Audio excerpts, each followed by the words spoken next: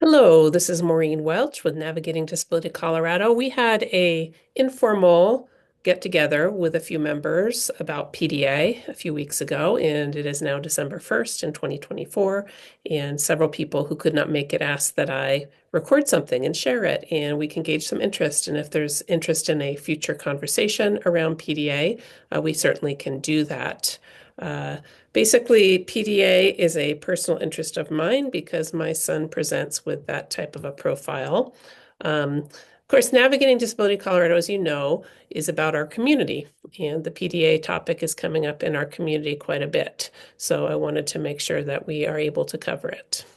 So PDA, it's kind of funny. PDA is a public display of affection coming from a middle school teaching background. That's what it generally meant to me before I understood it in this alternative format. But the medical term for it is pathological demand avoidance. And a lot of people have pushed back on that definition and renamed it the persistent desire for autonomy, or few other twists on titles. You may have heard other renamings of the medical model. It is not in the DSM, so in the US, because healthcare is privatized and more capitalistic. If it's not in the DSM, then people don't recognize it. And but a person can certainly find useful accommodations in understanding the PDA profile and put them to use to their benefit. So having it in the DSM is a bummer, not having it in the DSM rather. But I think that it's important for us to recognize that it's really the accommodations and the modifications that you're going to be asking for more than a label. That's what makes life better for people, is figuring out how to modify things. So the first time that this term was used was in the 1980s in the UK, and we know that most of the longer term information on PDA comes out of the UK. And it was in 2003 that there was the first peer-reviewed paper. So it is pretty new in the world of the medical model. 20 years. It takes a long time for information to trickle down to practitioners. But you can see here that the characteristics are resisting and avoiding ordinary demands of life. Strategies of avoidance are essentially socially manipulative. You can see how that is a very negative medical term. These are things that were in the peer-reviewed document, not my words, but out of this citation. Surface sociability, but lack of social identity, pride, or shame, and issues with mood, impulsivity, basically sourcing in a control desire. Comfortable in role playing and pretending, which is unique from other forms of autism, and some obsessive tendencies. And there are two great websites that are listed here. We have the PDA of the UK and we have the PDA of North America. And those are two sort of clearinghouses for information. And then I also have my stack of books here to the right. And I love my stack of books. I wish I could say I've read all of them, front to back. I'm sort of pull them out and use them at different times, but I would love to have a book club if anyone's interested in that. That might be a fun option too for interest in the group. So a few things we talked about in our small group a few weeks ago was sources of information and where people are finding helpful perspectives. So I do like listening to people who have lived experience, who identify as autistic. And we have Christy Forbes, who's probably one of the more widely known leaders in the PDA community. She identifies as having PDA, as do her children. And we also have Kaylin Partlow. She's on social media a lot and is a public speaker and really has done so much as a person with lived experience getting out and going to conferences.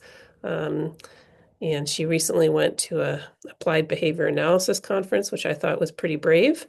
She really is motivated to try to influence people to understand alternative perspectives. I also enjoy Danny with Words. He doesn't identify as PDA, as far as I know, but I think it's important to know that behavior is communication. And for people who don't have verbal communication or functional alternative communication, spelling to communicate is a has some controversy around it in the speech pathology arena, but it's an important perspective to take, and I like to have an open mind. You can see the book stack of books for options on books. We also have the PDA of the UK, and we also have PDA of North America. And then there are podcasts too. And there's one called the Neurodiversity Podcast, which is one of the larger podcasts, and they have several different episodes: 241, 216, 85, 92, 128, and 129, and probably more. Those are just the ones that I pulled up when I did a keyword search. So I think one of the things that came up in our discussion that we had on a live Zoom is that it's very isolating. A lot of us have lost family members or friends because of our children and their presentation. So seeking out sources of support, maybe new approaches to try, things like declarative language. That's a popular topic, and I like learning.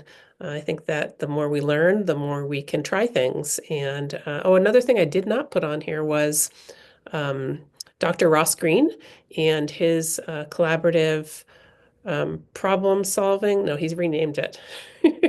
uh, Proactive solutions, collaborative proactive solutions. He renamed the CPS.